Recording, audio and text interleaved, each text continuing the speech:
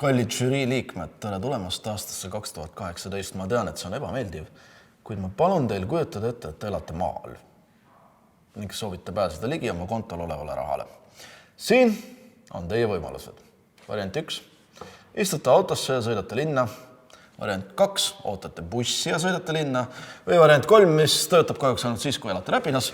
Kasutate tehingu saaritamiseks Black Cambrit. Nüüd kerime aega edasi.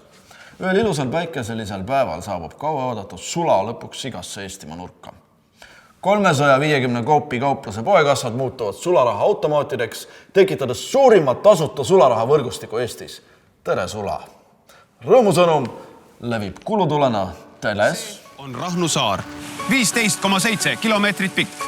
Siin elab 208 inimest. Varem oli meil saarel pidev sularahakriis. Sellepärast võtsime kasutusele oma vääringu. Teokarbid. Punased on 10-eurosed, sinised 50-eurosed. Paraku turistidega nii juba tehinguid ei soorita. Aga nüüd on tänu Coop Pangale kõigil võimalus sularaha välja võtta nii palju kui vaja. Coop pangakaardiga muutub iga Coopi kaupluse kassa sularaha automaadiks. Liitu Eesti suurima sularahavõrgustikuga cooppank.ee. Veebis, Coopi kauplustes,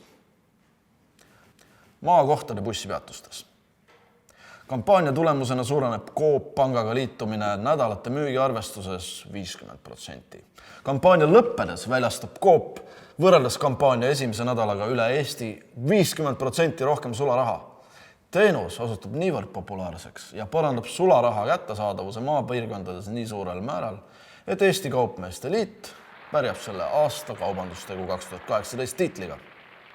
Aasta lõpuks on Coop Panga klientide arv suurenenud mahlased 20% ning tuntus tublisti kasvanud, jõudes vähem kui 2 aastaga täpselt samale tasemele kui 10 aastat turul olnud LHV Pank.